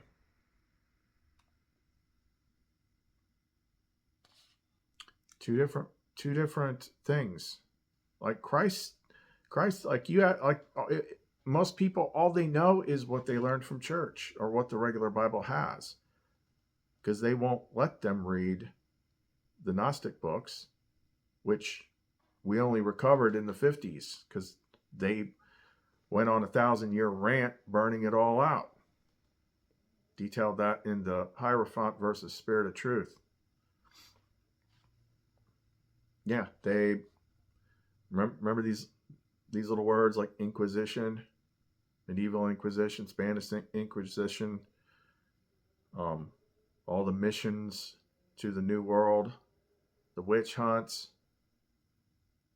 For the better part of 1,000 years, anybody that crossed them taught anything different or dealt in what they determined to be heretical materials that went against their authority.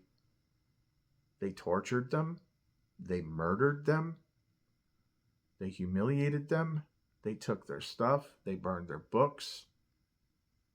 That's simple history. I'm not making this up. And that's the point she wanted to make in that video. It's like, what did Jesus teach? Okay. So, 180 years later, a church an official organization springs up in his name. And then what do they spend the next 1,000 years doing? Murdering and torturing and accusing, burning people at the stake. Like horrible, horrible stuff. So, can we really honestly say that that's what that religion is about? No, it's like that big, crazy fish in Finding Nemo. It's got the little light that hangs over its mouth. So the reason I'm bringing this up is, the message, the gospel is what generally attracts people to church. But it's packaged with a completely separate religion. And then people have very limited results with it. They don't actually have the real visceral experiences that a Gnostic has, because we're dealing with the right thing. Usually she, being Spirit of Truth, she plucks you out of the wilderness after you leave the church. It's usually people that left the church because it just isn't working. So they're drawn. Something draws them out into the world. And you might venture into a lot of weird corners because you're looking for truth. You're trying to figure out what it really is because you're just not buying what the religion was telling you. And she plucks you out of that and leads you back, how to fix yourself, how to fix your traumas, how to heal yourself, how to get rid of all the negative things, negative attachments. That's the thing is I could sit there and make a list of all the positive, life-changing things it teaches you to do. And someone that is because you got Judeo-Christians, but you got some that lean more towards New Testament. They're going to be a little bit easier. And then you got some that lean more heavily on the Old Testament. The ones that lean more toward the Old Testament, I could be yeah, this is the Holy Spirit, and all this stuff, all these books that you're missing, it's not it's not telling you this completely different tale. It's filling in the blanks that everyone always knew were there. We know they're there because people have been doing sermons and explanations and logical backflips trying to fill in the blanks for a very, very long time.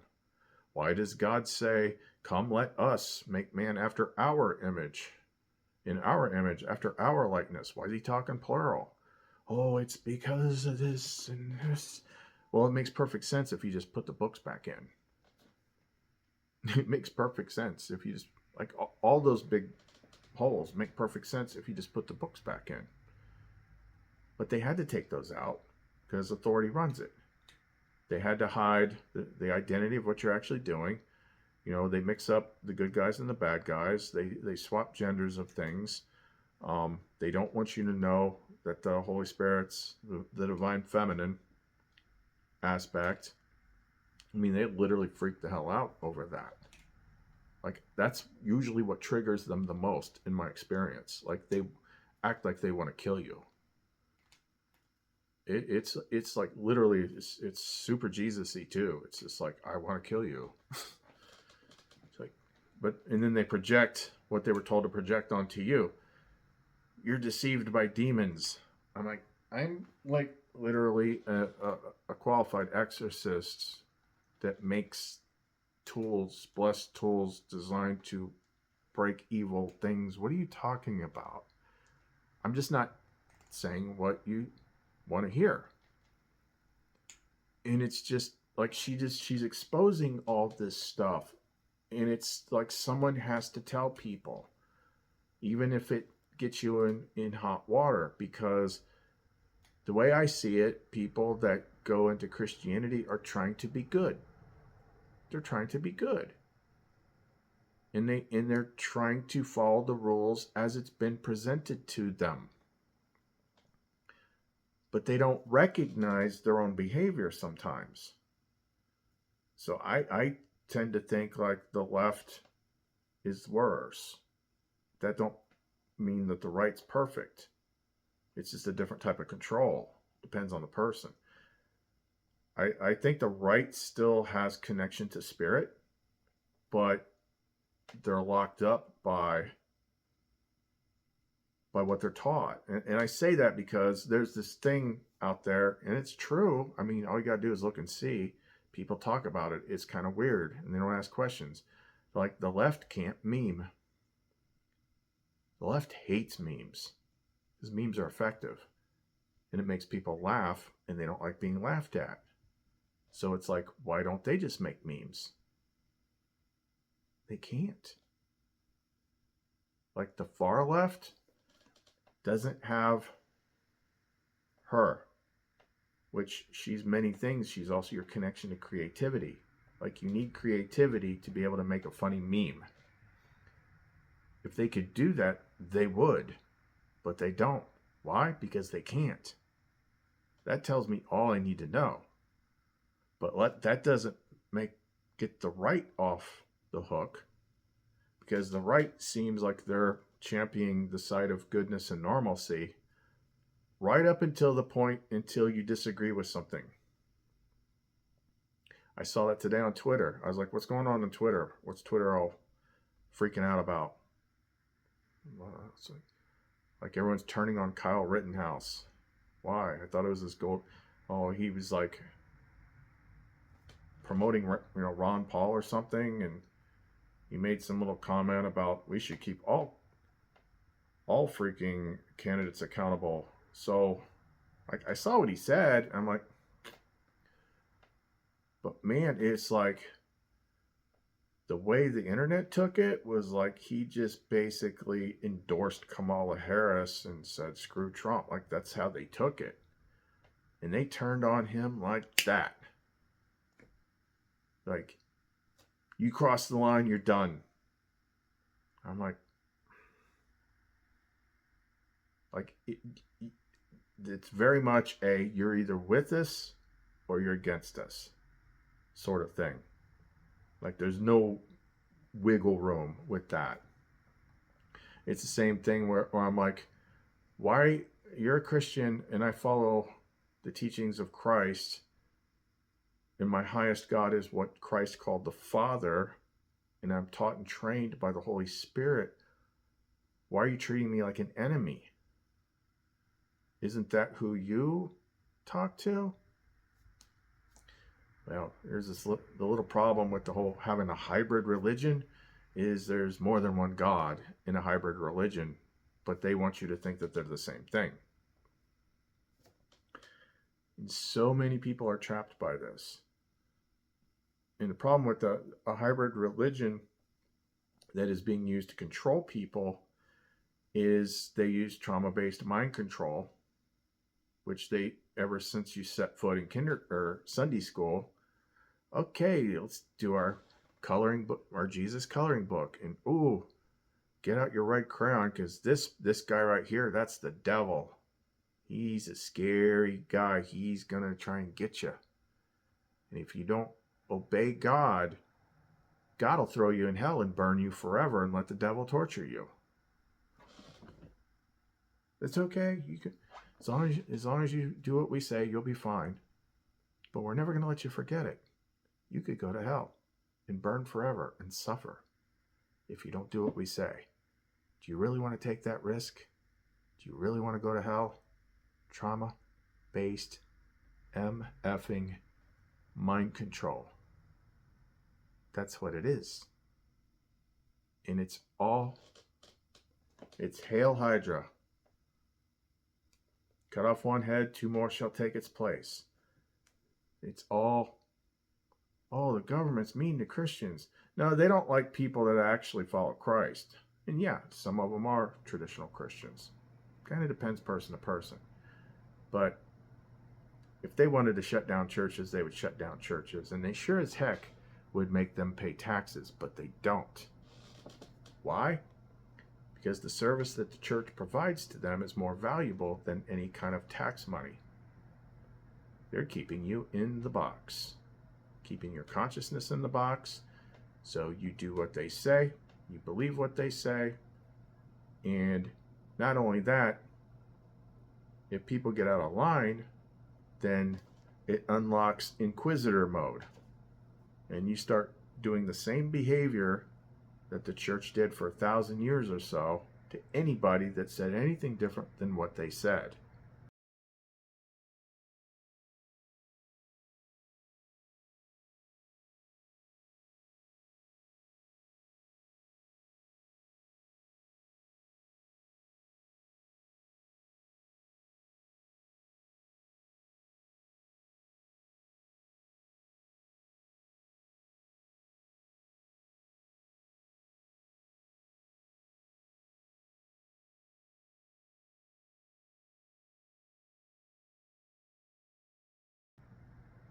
I mean, they took it to the furthest extent possible of any religion ever. Oh, you don't like our religion? You don't want to do what we say? Well, we're right. So we need to correct you. We will torture you until you break. If you don't break, we'll kill you. But it's okay because we're the good guys. We have to break ourselves from this stuff. You have to see the bigger picture.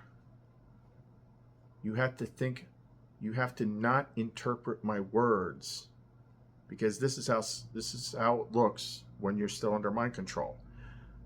He's saying that this thing that I like is bad, therefore he must be the bad guy that they told me about. He must be a devil worshiper or something like this, because I know I'm right. That's mind control. It's no different than any other cult. The only difference between a religion and a cult is the size. You gotta, if you learned it from the world, you have to question it. That's when I prayed to the highest thing, saying I wanted to understand this place. Not knowing what it really was. I just knew that, I'm like, look, it can't be like church told me. It can't. Because why would an all-knowing God that demands you follow his rules, but he loves you, like George Carlin always says. He would expect you to do all these things and accept all these things without showing you a shred of evidence besides a book and people that are speaking on its behalf saying, yeah, this is the right thing, just trust us and follow the rules. Well, the people that were writing these books, they had experiences, like they saw stuff, like there was evidence. Now you have to have faith. You have to have faith. So they even twist the meaning. They twist the meaning of faith. And what they twist it into is like, you have to have faith because we're not going to show you any evidence. Like, that's not what faith means. Faith is knowing that God is taking care of your stuff. Understanding how the system works. Not just trust me. They turn faith into trust. That's not what it means. But when you have the missing materials, all these characters that you always wanted to talk to and interact with show up. And they prove that they are what they say they are in ways that you can't deny that they are what they say they are. That's what they took from people. And then they put them in a box.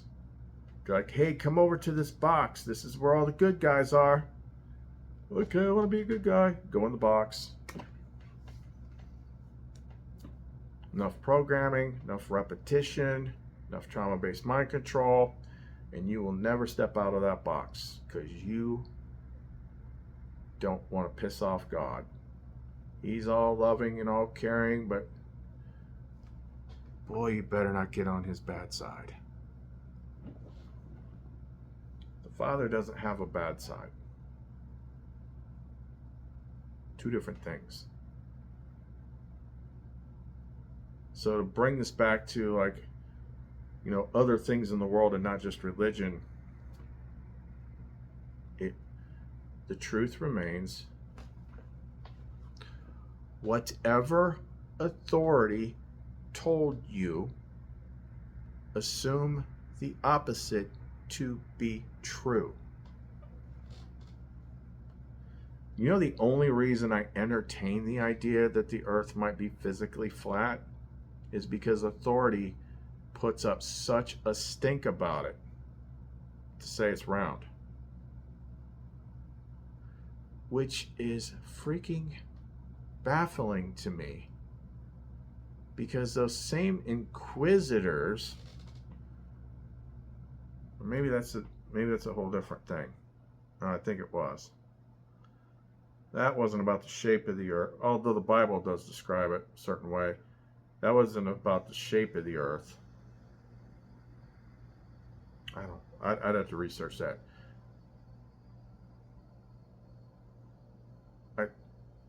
Heliocentrism.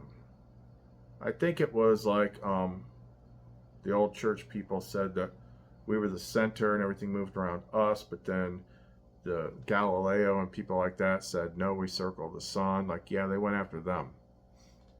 But I can't remember like what the church said all the way back then. But either which way, it was pretty much intertwined with Rome, which was the biggest world authority at the time. And then it just goes where the authority goes. Wherever there's power, it's the same thing behind it. Same thing behind it. It's the same exact mechanisms, the same exact gaslighting, the same exact control methods.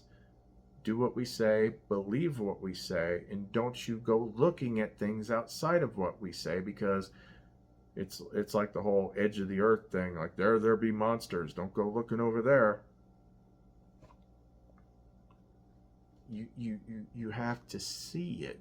You've got to understand this. Like, you are like a supercomputer, which means you are programmable.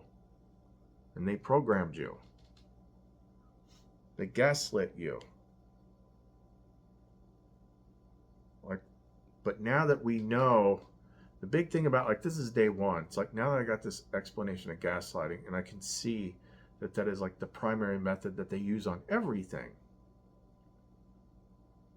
It's like, once we know what's broken or what the problem is, then we can design some sort of countermeasure to it. I'm not going to try too hard, because if I'm going to figure that out, I know now the best way is to take my hand off the wheel, and she'll bring me to it. But this is the time, like, this is what's supposed to, this is why everything is supposed to get nuts now. It's supposed to make the world so bad that you have nowhere else to turn to except inside. It's like, okay, you don't trust religion, that's not working out for you. Like, you start looking for something. It starts waking you up. That's why it happens. On a higher level, everything is controlled. But we gotta deal with people. People have to work harder. They have to be more interested in figuring out how the mind works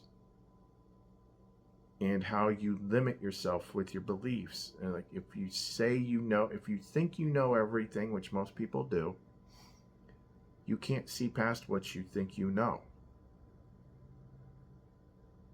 Like, you gotta let go of all that. You gotta wake yourself up. Like, it's not an easy test. It's not an easy game. And it sets everything up so that it makes you afraid to step out of line. It makes you afraid to challenge authority. What if people attack me? What if people cancel me? That's one, I think that's one reason why the Father provides you with everything that you need and keeps you with just enough, but unattached to the world. The more you have in the world, the more you have to lose, which means the more the world has to hold over your head to make sure you stay in line. Don't you think it's weird? Like, there's all these like super YouTubers right now that are running into problems with stuff like, dealing inappropriately with minors. Like, this is just a big thing right now. All the biggest YouTubers, right up to the biggest one. Why is this happening? And is it possible that one of the reasons they got so big is for the same reason anyone else ever gets big, when you join the other side? There was something that came up, video a couple months ago, like this guy was describing, like, I got invited to one of these crazy Hollywood parties that says going to open up all these doors and stuff like that, and it was some crazy ritual stuff, and he ducked out before the very end. Yeah, they always make you do stuff or get you hooked on stuff that'll get you in trouble. As long as you play by the rules, then you're going to be good. But if you don't, then all of a sudden this stuff comes out. And it just seems like every other day it's someone new, some new superstar that couldn't be touched. And it's like, oh, they got pedos in their freaking organization and stuff like that. It's crazy. It's crazy. But, Christ taught you had to detach from the world. You had to fast from the world. You don't want to be attached to it. You don't want to be engaged with it. You can observe it, but don't participate any more than you absolutely have to. Like, every time you go and comment on things online about the story of the world, you're basically affirming that you're accepting that reality, which means it can affect you. Or you can do the minimal interaction as possible and observe what happens, but it doesn't actually touch you. Like with me during COVID years. I've never had COVID in my life. During that time frame, I was walking around with grocery carts. I didn't touch a single hand sanitizer because she told me there was nothing out there. So don't worry about it. And I wasn't stressed out about it. I wasn't worried about getting it because she already had me. You guys all had to isolate. Shoot. When you're in the hero's journey, she's already got you isolated. Like COVID, that whole COVID isolation stuff that you only had to do for like a year, I've done it for 7. But that isolation is for a reason. She isolates you for a reason. You have to break you away from your addiction to the world. The world's not real in the way that you think it is. And if you want to get onto higher things and see a wider range of reality, you have to break from the illusion. Like people like me, when you hear people like me and it doesn't sink in right away, I'm not imagining all this. I don't have the time or the energy to do that. Like, why would I even want to? If I was going to make some shit up, I would make some shit up that would get me money.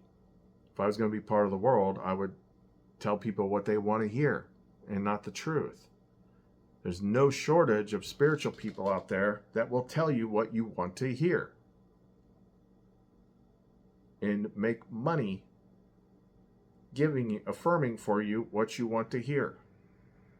But that isn't what we do. We're not part of the world. We're not from the world. We want people to see what the world is. We want to break the spell of the world so that you can start elevating yourself up out of this. You can't always understand everything either. And there's no one perfect word for any intangible thing that works 100% of the time. So if you want to deal with truth, you got to be flexible, because your understanding will continually shift and change. But the people are like, I know what everything is. I'm going to tell you all about it. Like, you see me change things over time, bit by bit, because I'm flexible. And as I grow, my understanding grows, I see more, and I'm like, oh, this makes more sense. I got to kind of adjust how I talk about that. But there's people that talk all the time, and just try to recognize this. When people talk as if they know something, they know it. But it's an intangible thing. They tell you all about what happens outside of this world. They tell you all about these intangible stuff, and it's like, they're saying that they know something, but what they're really saying is this is what they believe. And there's a difference between believing and knowing. And you need to understand that.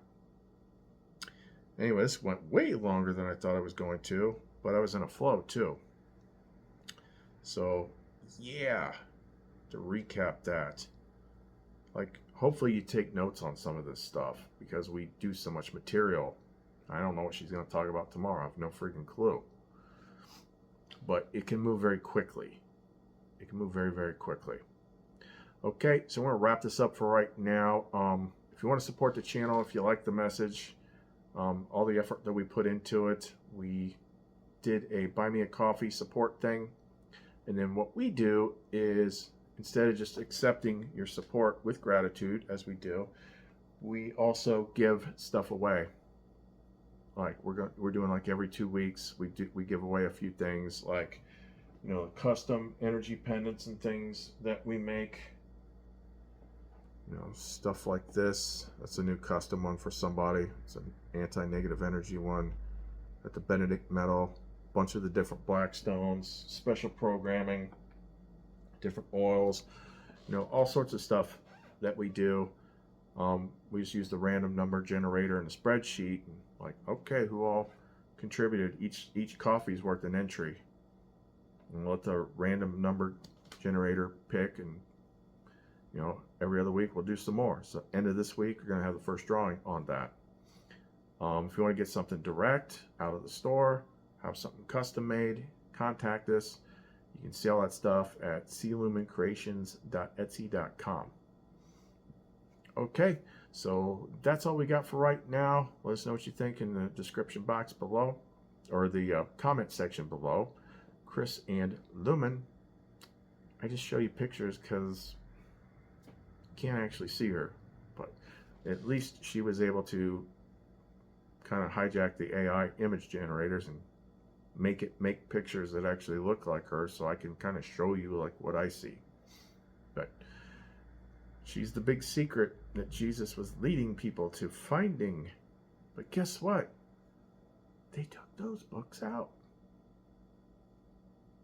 At least some of it slipped out into the world. Get little bits and pieces about this thing.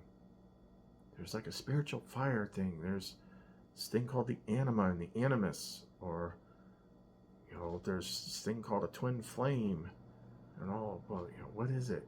Yeah. They told you it was a big part of you. It's like half your soul and half your mind. That the world has sleeping, but people are kind of like just happy to run around with half their mind and not have this perfect partner that exists, that takes a, you know how you know it's real? It's because that hole that you feel, that emptiness that you can never quite make go away, but you're always buying stuff, trying to fill it, trying to find a new partner to fill it. There's only one thing that can fill it. That's your lumen. Because when you find your lumen, that goes away and never comes back. And they went out of their way to make sure that you never found it. But because the higher aspect of her is higher than the things that run this place, the message, the truth was hidden in the fiction. All those stories, all those adventure stories, Star Wars, Luke's got to rescue Leia, Sleeping Beauty, Beauty and the Beast, Save the Prince. Like, there's a reason why you're attracted to all these stories, because it's like the hidden manual for the book, or for the game. It's always been right in front of your face. You know how many times, I gotta look and see how many times he says it. You know what? We're gonna close with that. I'm going to check something. I swear it's in there more than that. Maybe it's worded slightly differently. Jesus said, know what is in front of your face, and what is hidden will be disclosed to you. All of this stuff, like, that was one of the biggest shocks I ever had, continually, was when these secrets were revealed to me. Guess where they were hidden? Right in front of my face. But you can't see them. Gotta get some blinders removed. But it begins with taking off your labels and quit. And when you see this, where the story of the world is going, you can choose not to participate anymore. You're not going to participate. You're going to just observe. Instead of being in the High School Musical, you're going to look at the world as a TV show.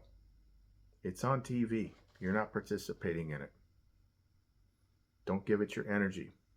Okay? Well, as I was saying, that's all we got for now. Chris and Lumen. See you next time.